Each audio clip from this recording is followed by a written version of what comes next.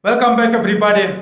Jumpa lagi dengan saya, saudara semua di seluruh Indonesia dan di dunia. Dalam video kali ini, kesempatan kali ini saya bicara tentang tight money policy dalam ekonomi, ekonomi kita ya. Tight money policy itu adalah kebijakan pengetatan mata uang atau kebijakan moneter untuk mengetat jumlah uang yang beredar di dalam masyarakat. Ya. Tujuan ini biasanya untuk pengetatan jumlah uang yang beredar di masyarakat ini, tujuannya adalah untuk sangat baik sekali tujuannya untuk secara ekonomi makro, tujuannya adalah untuk menjaga kestabilan, membuat keseimbangan baru, membentuk kestabilan dalam perekonomian kita. Jadi membentuk juga dengan membentuk kestabilan harga barang Harga-harga barang menjadi stabil, akhirnya perekonomian jadi stabil. Itu dari tujuan utama dari tight money policy atau kebijakan moneter pengetatan jumlah uang beredar di sini. Nah, biasanya yang dilakukan dalam kebijakan tight money policy ini adalah menaikkan suku bunga. Karena apa? Untuk menekan laju inflasi, untuk mengendalikan inflasi yang cukup tinggi yang sudah tidak bisa dikendalikan, maka satu jalan yang harus dilakukan adalah dengan kebijakan tight money policy. Yang berikut adalah yang kedua adalah dengan operasi pasar terbuka atau biasanya disebut dengan penjualan obligasi pemerintah. Jadi sertifikat atau seperti sertifikat Bank Indonesia atau obligasi pemerintah yang dijual kepada masyarakat. Nah, terus yang berikut juga mengurangi pinjaman dan menaikkan cadangan kas negara. Nah, menaikkan suku bunga tujuannya apa? Kalau suku bunga naik, berarti masyarakat akan lebih banyak untuk menyimpan uang di bank. Karena lebih menarik menyimpan uang karena suku bunganya yang tinggi Jadi mereka lebih aman, lebih menarik untuk menyimpan uang di bank. Jadi jumlah uang yang beredar itu di masyarakat lebih sedikit karena semuanya sudah menyimpan uang di bank dan juga uang belanja juga. Pendapatan yang didapat tidak terlalu banyak dipakai untuk berbelanja karena ada lebih banyak mereka simpan di bank untuk mendapatkan nilai lebih yang menarik di bank Nah, itu keuntungan dari suku bunga naik Nah, kalau suku bunga naik juga berarti nilai tukar rupiah kita semakin menguat terhadap dolar karena ada capital outflow ada arus dana yang masuk ke Indonesia. Capital inflow banyak arus deras uang akan masuk ke negara kita karena suku bunga yang tinggi, suku bunga yang lebih menarik. Bank-bank akan banyak sekali menerima dana yang masuk Nah, itu keuntungan dari kebijakan pengetatan jumlah uang beredar tight money policy dengan naiknya suku bunga Tujuannya itu. Jadi rupiah kita akan semakin menguat. Yang pasti berarti kita lebih nilai rupiah kita menguat, berarti kita lebih banyak mengimpor barang Kita lebih banyak mengimpor barang, berarti banyak perusahaan-perusahaan yang berbasis impor impor bahan baku, dan perusahaan-perusahaan diharapkan di sini bisa bertumbuh dalam produksi tapi yang jadi masalah di sini kendala adalah nilai ekspor akan menurun karena akan lebih mengurangi biaya di sini harga barang kita lebih, maksudnya tidak biaya dengan nilai jual ekspor itu tidak sebanding di sini. Jadi impor lebih baik, ekspor akan menurun di sini. Nah, yang berikut adalah tentang pemerintah akan melakukan penjualan sertifikat bank negara atau menjual obligasi pemerintah itu ke masyarakat supaya masyarakat banyak yang membeli obligasi pemerintah, maka jumlah uang yang beredar di masyarakat jadi berkurang. Nah, itulah tujuan dari pengetatan jumlah uang beredar atau tight money policy, ya. Akhirnya jumlah pinjaman jadi sedikit karena jumlah uang yang tersedia dengan jumlah uang yang beredar itu jadi berkurang. Nah, inilah yang dilakukan pemerintah jika laju inflasi atau ekonomi yang bertumbuh semakin cepat laju, maka dilakukan kebijakan ini tight money policy untuk mengerem, ya, melakukan pengereman ini. Nah, kita lihat bahwa di dunia ini sekarang, ya, yang dilakukan oleh pemerintah Amerika Serikat dengan adanya tapering off ini, ya. Nah, nanti ujungnya nanti pada tahun 2022 akan berbalik, ya. Jadi itu semua akan dimulai dari The Fed, ya. The Fed akan merubah, ya, kebijakan suku bunga rendah berubah menjadi kebijakan suku bunga tinggi. Jadi era suku bunga rendah yang dilakukan The Fed sejak ada krisis subprime mortgage tahun 2008. Nah, sejak dari situ suku bunga mulai pelan-pelan menurun. Nah, disitulah dunia mengikuti, bank-bank sentral di dunia mengikuti langkah kebijakan The Fed, ya, pelan-pelan menurunkan suku bunganya. Itu namanya era suku bunga minus, ya, suku bunga turun, ya. Era suku bunga turun itu sampai terakhir kita di Indonesia itu. Jadi The Fed suku bunga paling terendah sekarang adalah 0,25%, ya. Kita terakhir bulan Februari 2021 suku bunga kita paling terendah yaitu 3,5%. Itu sepanjang sejarah Republik ini, itu dimulai di Februari 2021 itu suku bunga terendah 3,5% sepanjang sejarah negara ini berdiri. Nah, inilah era suku bunga rendah. Nah, era suku bunga rendah ini akan berakhir nanti pada tahun 2022. Ya, sekarang kan Anda bisa ikuti perkembangan berita bahwa Gubernur The Fed Jerome Powell itu sudah semakin antusias begitu cepat untuk menyelesaikan program tapering ini, ya. Ya, mungkin Januari itu sudah naik, ya, bukan hanya per bulan itu jadi 15 miliar, ya, yang dikurangi bisa 30, bahkan dipercepat. Jadi kalau bisa itu Juni atau sebelum Juni itu sudah bisa secepatnya naikin suku bunga, karena naikin suku bunga The Fed, karena benar-benar The Fed itu sudah benar-benar ingin cepat-cepat mengerem laju inflasi yang cukup tinggi di Amerika yang sudah tidak terkendali ini. Satu jalan adalah dengan menaikkan suku bunga. Nah, pada saat naikin suku bunga itu, maka berakhirlah era suku bunga rendah di dunia.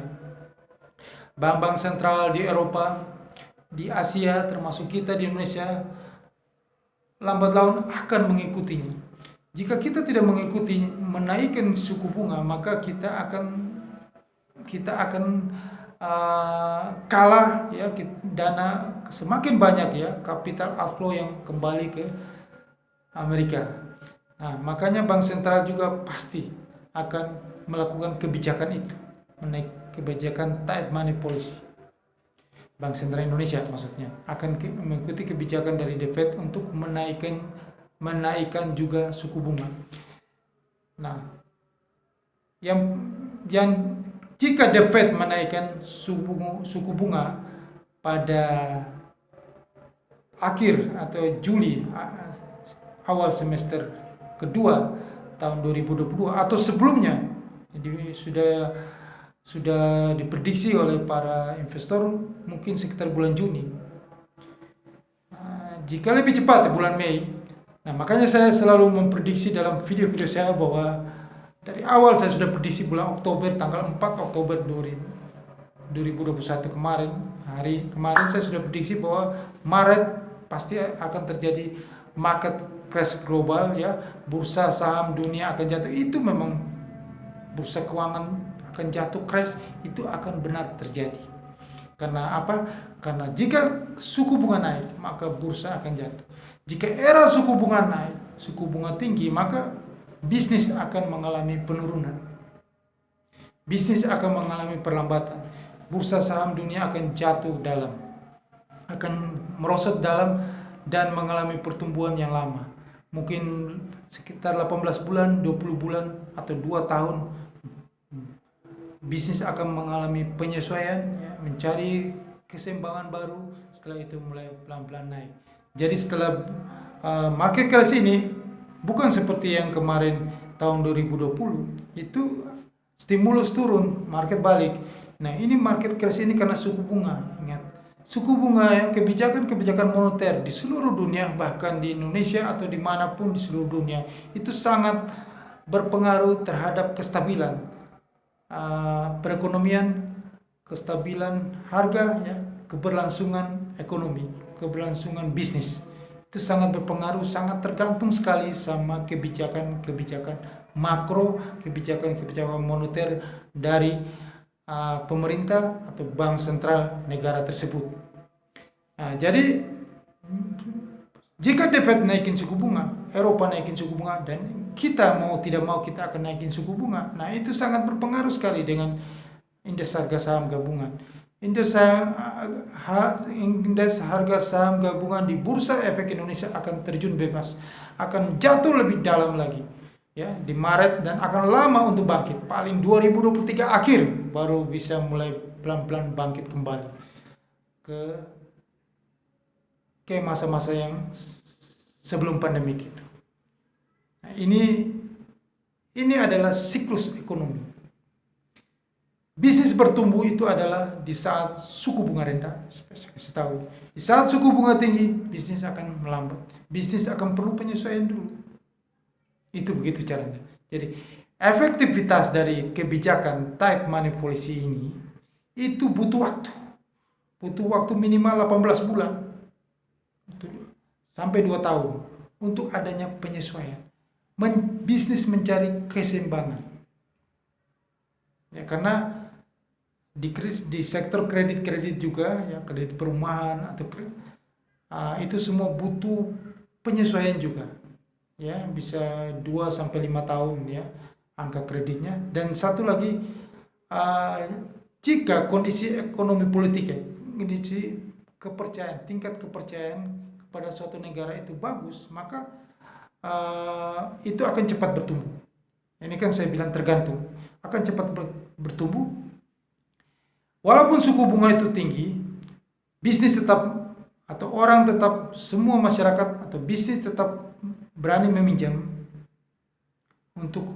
dan berani berbelanja jika kondisi politik ekonomi bagus, stabil, ada kepercayaan, tingkat kepercayaan di situ. Nah, ini jadi kebijakan tight money policy memang itu kebijakan yang secara makroekonomi memang tidak bagus, ya, menyebabkan perlambatan penurunan ekonomi. Nah, tetapi bisnis akan bangkit dengan penyesuaian, butuh waktu akan menyesuaikan, dan jika ada kepercayaan, tingkat kepercayaan kepada suatu negara, maka akan cepat sekali berubah. Orang akan tetap, walaupun suku bunga tinggi, tetap meminjam dan tetap untuk berbelanja, maka aktivitas ekonomi bisa bangkit kembali, ya. Nah, jika ada inflasi yang didorong oleh kenaikan harga barang, misalnya harga minyak seperti sekarang ini, kalau misalnya The Fed atau menaikin suku bunga, Bank Sentral Indonesia menaikin suku bunga karena disebabkan inflasi itu, maka akan terjadi penurunan harga dan perlambatan ekonomi di sini. Bisnis akan susah untuk recovery lagi. Nah, ini yang saya katakan bahwa butuh waktu di sini, ya. Tingkat tight money policy ini juga sangat sekali bertentangan, ya, dengan pertumbuhan ekonomi, ya, secara keseluruhan, ya. Karena kemungkinan besar ini akan terjadi perlambatan ekonomi. Pertumbuhan ekonomi akan semakin melambat, ya. Karena kebijakan ini, ya. Karena apa? Anda bisa lihat bahwa jumlah uang yang beredar, jumlah uang yang tersedia dengan jumlah uang yang beredar, itu kan ada konstruksi di sini. Maka ini sangat berpengaruh sama suatu bisnis, ya. Bisnis itu akan mengalami suatu ketidakcocokan di sini, ya. Jadi akan sangat berpengaruh dengan suatu bisnis karena jumlah uang yang beredar lebih sedikit sama yang tersedia di pasar itu lebih sedikit. Yang tersedia di pasar itu adalah di bank misalnya, itu lebih sedikit. Dan juga akan sangat berpengaruh dengan bisnis skala kecil, bisnis yang atau usaha-usaha yang usaha kecil, makroekonomi, usaha skala mikro kecil, UMKM itu usaha mikro kecil menengah itu yang baru merintis, ya, usaha.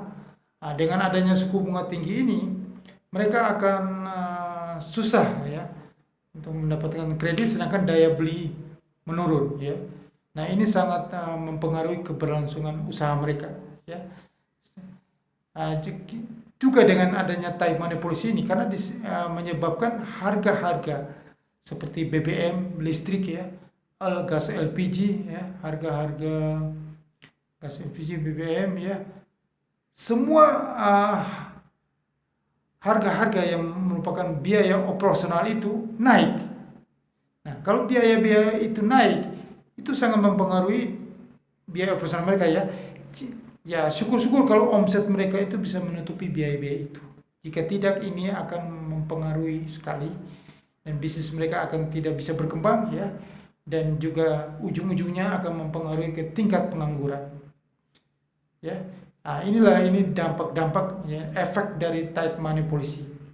Jadi efek dari kebijakan moneter yang ketat ini, ya, kebijakan moneter yang ketat ini sangat mempengaruhi di sektor bisnis. Bisnis akan mengalami perlambatan pertumbuhan di sini, ya, karena satu jumlah uang yang tersedia dan yang beredar di masyarakat itu sedikit. Nah, di sini bisnis karena daya beli pasti menurun di sini, ya. Daya beli menurun, ya, sedangkan untuk meminjam uang dengan tingkat bunga yang sudah lebih tinggi, ya. Nah, inilah pengaruh-pengaruh di bisnis, ya. Bisnis akan banyak yang tidak bisa berkembang, ya, mengalami perlambatan, ya, dan ujung-ujungnya ke tingkat pengangguran yang semakin tinggi, ya. Nah, untuk antisipasi dari Bank Indonesia untuk negara kita tidak mungkin untuk menaikkan suku bunga yang drastis yang cepat, ya. Kita butuh penyesuaian karena kondisi sejak pandemik di negara kita ini, ya, ekonomi kita ini, Anda bisa lihat sendiri bahwa tingkat pengangguran cukup tinggi. Usaha-usaha kecil yang sulit berkembang sekarang ini, kita masih membutuhkan stimulus, ya. Jadi berarti suku bunga itu masih tetap harus rendah, ya, karena usaha kecil, mikro, menengah, usaha UMKM itu butuh pinjaman, ya, butuh kredit, ya, untuk memperlancar usahanya, untuk operasional usahanya. Jika itu terhambat, maka otomatis kelangsungan usaha juga terhambat. Nah, ini juga mempengaruhi ekonomi secara keseluruhan di sini.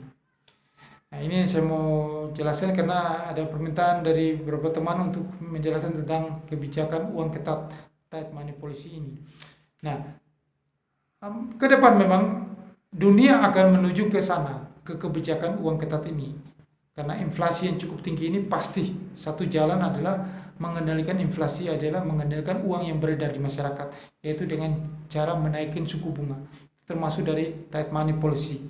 Di seluruh dunia, jika The Fed, Bank Sentral Amerika, duluan melakukan hal itu, maka di seluruh dunia, Eropa, Asia, bahkan di negara kita juga akan mengikutinya. Nah, kalau kita mengikutinya, maka kita akan mengalami perlambatan ekonomi. Itu sudah pasti secara teori begitu dan akan lama untuk bangkit kembali. Butuh 2 tahun ya, mungkin 2023 akhir. Dunia usaha butuh penyesuaian dulu. Ya. Nah, solusinya, makanya di video-video saya sebelumnya, saya sudah memberikan memberikan gambaran kepada Anda, memberikan suggest kepada Anda bahwa sebelum itu ada kebijakan suku bunga tinggi bukan suku bunga rendah lagi di dunia, suku bunga tinggi dari The Fed ya pertama kali, maka rupiah kita ini secara teoritis, secara lumrahnya rupiah kita harusnya melemah. Rupiah kita harus mencapai 18.000 itu di tahun depan. Karena dengan suku bunga rendah kita, ini seharusnya rupiah kita tuh melemah. Supaya ekspor kita lancar. Ini saat-saat ekspor kita masih lancar, dengan rupiah kita harus melemah. Jadi kita mengoptimalkan di sini.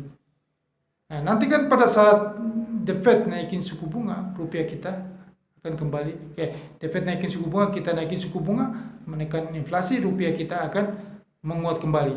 Nah, terus di masa-masa sekarang ini, satu jalan yang paling tepat, yang paling baik untuk menjaga nilai rupiah Anda tergerus, ya, uang Anda merosot, ya Anda harus alihkan ke aset logam mulia terbaik, yaitu emas atau perak.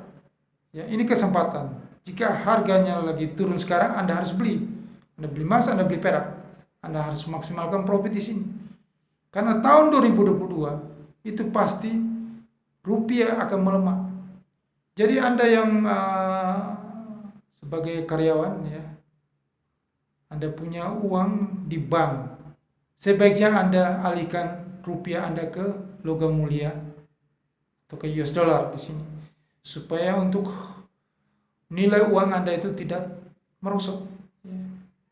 Nanti pada saat The Fed, Gubernur Bank Sentral, naikin suku bunga, Bank Indonesia naikin suku bunga, Anda harus menjual logam mulia Anda atau Anda menukarkan rupiah Anda lagi kembali. Nah, itu satu solusi dalam beberapa bulan ini ya, yang saya mau kasih suggest ke Anda ya, kesempatan dalam bulan ini. Kalau tidak, inflasi akan cukup tinggi nanti di tahun depan, dan yang tadinya Anda punya uang 10.000, Anda bisa beli misalnya bisa beli kopi ya dengan 10.000 ya, ada kopi misalnya yang jual 10.000. Nah, kedepannya pada saat tahun 2022 harga kopi sudah 20.000. Jadi uang Anda sudah lebih merosot nilainya. Anda butuh 20.000 untuk satu kopi gitu. Yang tadi 10 jadi 20 gitu. Istilahnya begitulah. Nah, supaya nilai uang Anda tidak tergerus dari inflasi tadi, ya saya katakan ini harus ke US dollar atau Anda ke logam mulia, emas atau perak. Itu satu solusinya. Anda mau bisnis silakan, tapi bisnis juga dengan inflasi yang cukup tinggi, daya beli turun begini ya, Anda cuman ya hidup-hidup begitu aja, stagnan aja begitu. Ya syukur-syukur Anda bisa melebihi omset. Omset Anda bisa melebihi dari biaya-biaya inflasi itu. Itu saya bilang. Tapi kalau emas dan US dollar itu pasti bisa melindungi nilai uang Anda. Ini dalam jangka waktu sebelum suku bunga naik ya. Jadi ini kesempatan sebelum kebijakan tight money policy itu dilakukan oleh Bank Sentral Indonesia ya. Anda lakukan ini. Inilah salah satu solusi kepada Anda. Ya, yang pasti bahwa bursa saham dunia itu pasti crash karena ada mau suku bunga naik. Ya, suku bunga naik itu pasti ada perlambatan pertumbuhan ekonomi. Tumbuhan ekonomi naik tinggi-tingginya ini sampai bursa saham naik gila-gilaan ya. Kita punya cadangan current account kita tinggi-tingginya ini semua karena suku bunga rendah. Jika suku bunga tinggi, ekonomi merosot. Usaha-usaha UMKM itu akan sulit, ya, akan susah bertahan hidup karena suku bunga naik. Akan butuh waktu lama. Suku bunga naik, sedangkan biaya-biaya listrik, air, gas, apa segala macam itu, LPG itu BBM apa segala naik. Sedangkan daya beli masyarakat menurun karena uang beredar sudah berkurang. Nah, inilah satu dampak-dampak dari kebijakan tight money policy. Nah, saya pikir penjelasan saya ini sudah singkat ini mungkin Anda sudah paham ya.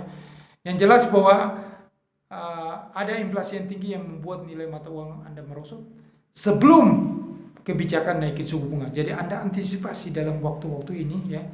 Anda bisa alihkan uang rupiah Anda ke logam mulia, emas atau perak, atau Anda ke US dollar ya, itu yang di Indonesia ini saya bicara. Karena itu pasti. Rupiah itu akan hari ini sudah 14.400 seperti saya sudah bilang kan. Di 21 saya bilang 21 Oktober itu adalah terakhir rupiah di 14.90 ya. Rupiah tidak pernah turun ke 13.000. Dan itu terbuktikan sampai sekarang rupiah tidak pernah nyentuh itu, level itu. Dan rupiah hari ini 14.400, mungkin besok 14.500 pelan-pelan terus. 600 terus sampai 18.000 di Maret 2022. Dan market crash global terjadi di Maret 2022 di Amerika, di Eropa, sampai di Asia. Nah, dari situlah mulai suku bunga naik. Suku bunga naik, kita akan lama. 2023 baru bertumbuh kembali. Tumbuh kembali, bisnis harus, kalau terjadi kontraksi bisnis ya, maka ada perlu penyesuaian untuk menuju keseimbangan baru, kestabilan harga-harga baru, harga-harga barang yang baru, ekonomi menuju kestabilan baru, baru bisnis itu mulai bertumbuh kembali. Ada tingkat kepercayaan yang muncul, bisnis bertumbuh kembali. Nah, begitulah secara teorinya begitu. Nah, sekian video saya yang singkat ini. Semoga video saya ini bisa berguna bagi Anda semuanya. Anda bisa dapatkan informasi walaupun singkat ini, tetapi paling tidak secara garis besar Anda sudah paham bagaimana solusi yang Anda harus antisipasi dari kejadian yang akan terjadi nanti di tahun 2022, kebijakan-kebijakan yang dilakukan oleh Bank Sentral, oleh pemerintah di dunia maupun di negara kita. Terima kasih. Jangan lupa, satu yang paling penting di sini adalah saya ini selalu hadir untuk Anda. Jika Anda memberikan yang terbaik, ya Anda subscribe channel YouTube ini yang ada tanda merah subscribe, Anda subscribe dan Anda tekan lonceng untuk Anda bisa mendapatkan notifikasinya. Terima kasih, sukses untuk Anda.